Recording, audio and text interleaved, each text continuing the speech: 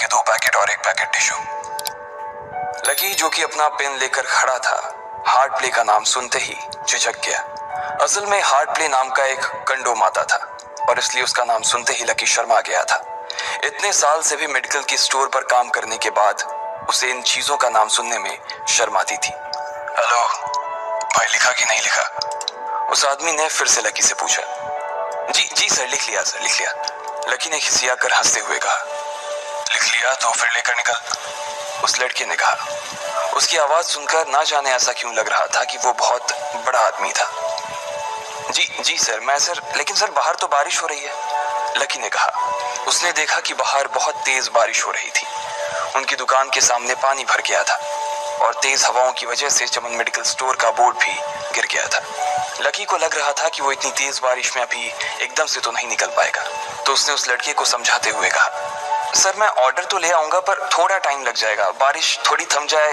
अब इससे पहले कि वो कुछ आगे बोल पाता, फोन पर लड़का बोल पड़ा। तुम्हारे मालिक को पता है कि तुम मल्होत्रा जी के लड़के को मना कर रहे हो? हाँ पता है, बारिश हो रही है, इसलिए सारा सामान अच्छे से थैली में पैक करके लाना और लेट नहीं होना चाहिए, समझे? उस लड़के ने कहा और इससे पहले कि लकी आगे कुछ कह पाता, उसने फोन काट दिया। उधर से लकी के दुकान का ओनर उसे घूर कर देखा जा रहा था। लकी के हाथ में पेन और पेपर देखकर ही वो समझ गया था कि उसके पास कोई ऑर्डर आया था। आज वैसे भी इतनी बरसात होने की वजह से सुबह से इक्का दुक्का ग्राहक ही दुकान पर आए थे। ऐसे में उसकी दुकान का मालिक एक भी ऑर्डर को छोड़ना नहीं चाहता था।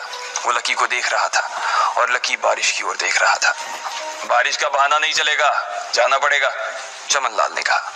मैं बहाना नहीं कर रहा सर, थोड़ी बारिश धीमी हो जाए तो मैं चला जाऊंगा। अभी आप खुद ही देखिए कितनी तेज बारिश है।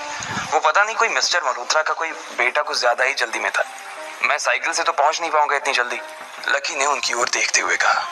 क्या कहा? मिस्टर मल्होत्रा जी का बेटा? तू मेरी दुकान बंद करवाएगा क्या? अभी क्या भी निकल उनका ऑर्डर लेके, वो हमारे बहुत पुराने कस्टमर है, चमन ने कहा। पर लकी ने कहा ही था कि चमन बोला। पर कुछ नहीं, तू मेरी मोटरसाइकिल ले जा, उसने गुस्से में कहा। अरे सर जी, 200 के ऑर्डर में मुश्किल से 40 रुपए बचेंगे, इससे 3 गुने का तो पेट्रोल ही लग जाएगा, और अगर गाड़ी रास्ते में बंद हो गई तो अलग से खर्चा, लकी ने समझाते हुए कहा। वो जानता था कि उसका मालिक इन सब बातों पर ध्यान नहीं देने वाला। चमन लाल बोला, कोई बात नहीं, तू जा, चाहे जो हो जाए ग्राहक नाराज नहीं होना चाहिए, और वैसे भी वो मल्होत्रा जी का बेटा है। चमन लाल ने मोटरसाइकिल की चाबी लकी की ओर उछालते हुए कहा। लकी ने चाबी ली। उसे देखकर उसके अंदर मिक्स फीलिंग आ गई। एक तो वो बहुत खुश हुआ कि बड़े दिनों बाद बाइक चलाने को मिलेगी, पर वहीं दूसरी तरफ दुखी इसलिए हुआ कि बाइक मिली, अगर खराब हो गई तो इसकी चपत भी उसके सिर पर ही पड़ेगी। वो मुंह लटकाकर रेनकोट और हेलमेट पहनते हुए वहां से निकल गया। बाहर आकर बाइक को देखा तो लकी ने मन में सोचा, चलो ठीक है, जो होगा देखा जाएगा, कम से कम बाइक तो चलाने को मिल रही है। दरअसल लकी इतने साल काम करने के बाद भी अपने लिए एक मोटरसाइकिल नहीं ले पाया था। लकी की तनख्वाह ही इतनी भर थी कि सिर्फ उसके कमरे का किराया, उसकी साइकिल में डालने वाली हवा का खर्च, बिजली पानी का बिल और डिम्पल के साथ महीने में 1-2 बार बाहर खाने का खर्चा ही निकल पाता था। उसे डिम्पल की कही बात अक्सर याद आती थी। लकी, अगर अगले 2 महीने में तूने बाइक नहीं खरीदी ना तो मैं तेरे से ब्रेकअप कर लूंगी, देखना। असल में डिम्पल को लकी के साथ बाइक पर घूमने की बड़ी तमन्ना थी। लकी की इस उजाड़ जिंदगी में एक वही तो थी जिसके लिए जिंदा रहने को उसका जी चाहता था। जब भी वो उससे बाइक की बात करती तो लकी डिम्पल की इस बात को हंसकर टाल देता था। वो अपने मन में इस बात को अच्छे से जानता था कि डिम्पल उससे बहुत प्यार करती थी और वो उससे कभी छोड़ कर नहीं जा सकती थी। वो दोनों एक दूसरे में ऐसे घुले मिले थे जैसे बादल बरसात में घुल जाती है। लकी को डिम्पल बहुत पसंद थी और वो उसके लिए दुनिया जहां की खुशियां खरीद कर ला देना चाहता था। वो चाहता था कि एक दिन वो डिम्पल को प्लेन में बैठाए, लेकिन उसके ये सब ख्वाब इस कम तनख्वाह की नौकरी की वजह से कभी पूरे नहीं होने वाले थे। पर आज उसके पास एक मौका था।